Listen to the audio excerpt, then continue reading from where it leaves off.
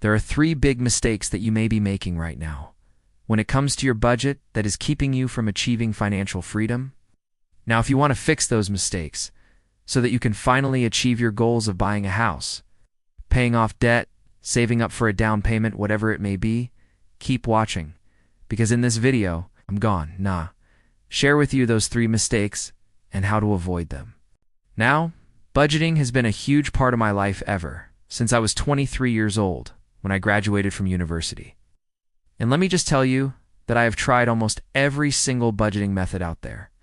And honestly, what I've found is that it doesn't matter what budgeting method you use, or even if you're not using one at all, if you're making these 3 mistakes, you're never going to reach your goals. So make sure you watch until the end, because the last one might surprise you, and it's definitely the biggest one. The first mistake that most people make when it comes to their budget is thinking of it as a restrictive plan that limits your spending and forces you to live like a broke student. And the reality is that when you think of your budget that way, you're going to be less likely to stick to it. What we need to do instead is reframe our mindset when it comes to our budget and realize that it's actually a tool that allows us to live the lifestyle that we want by giving us more control over our finances and helping us make the most of our money. I know that's easier said than done, but luckily for you, I have a few tips that are gonna help you reframe your mindset when it comes to budgeting. The first thing that you need to do is focus on all the positive things that your budget will allow you to do instead of focusing on the negative aspects of it. So for example, if you're currently living paycheck to paycheck and you're struggling to make ends meet, then focus on how your budget will give you peace of mind, knowing that you have a plan in place to manage your finances. You won't have to worry about unexpected expenses anymore. Another example, if you're sick and tired of living with student loan debt and you want to finally pay it off, then focus on how a budget will help you become debt-free faster so that you can start investing and building wealth. The second tip is to remember that you're not alone in this journey. There are millions of other people who are also trying to improve their financial situation, and they're reusing a budget to do so. So find a support system that will encourage you and help you stay motivated along the way. This can be a group of friends, your family, or even an online community.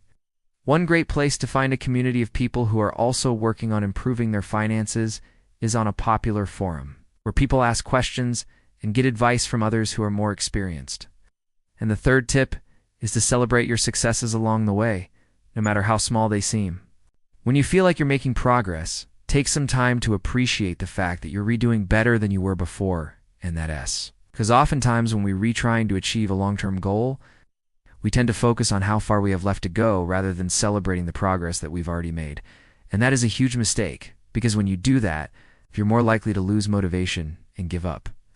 So make sure you celebrate the small wins so that you can stay motivated and focused on your goal.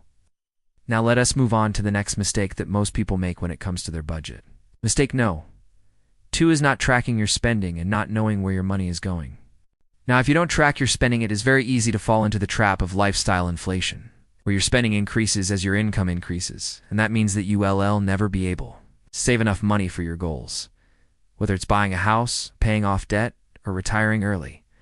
The solution to this problem is simple, yet it's not easy.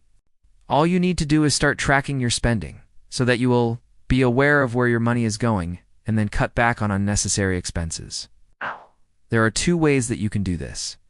The first way is the old-fashioned way, which is using a spreadsheet or a notebook to track your spending. If you prefer this method, I have a free resource available for you. It's a zero-based budget template that you can download and use to track your spending. The second way is to use a budgeting app.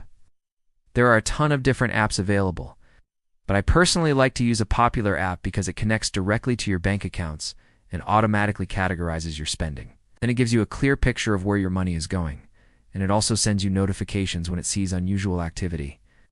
Now, I know that tracking your spending may seem like a chore, but it's really important if you want to be successful with your budget. And once you get into the habit of it, it'll become second nature. In fact, one of the best things that I did when I started tracking my spending was that I set up automatic transfers from my checking account to my savings account each month. That way I didn't have to think about it. I just had to set it up once, and then it happened automatically. And another thing that helped me stay on top of my spending was setting up notifications from my bank account. That way I would get alerted right away if there was any unusual activity. Now, let's move on to the third and final mistake that most people make when it comes to their budget, and that is not having a plan for unexpected expenses.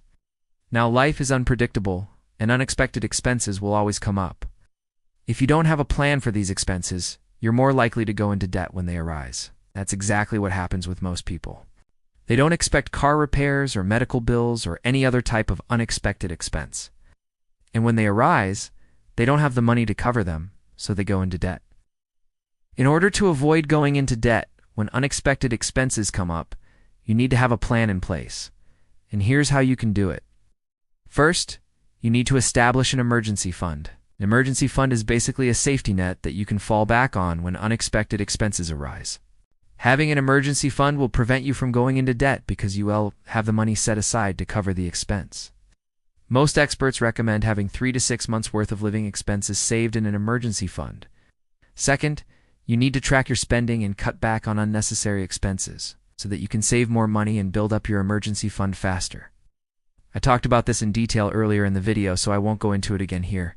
And third, you need to make sure that you have the right insurance coverage. For example, if you have a car, you need to make sure that you have car insurance to cover any damages that may occur. And if you have health issues, you need to make sure that you have health insurance to cover any medical expenses. I hope that you found this video helpful. If you did, please give it a thumbs up and subscribe to the channel for more videos like this one. Also, don't forget to grab your free zero-based budget template. With that being said, I'll see you in the next video.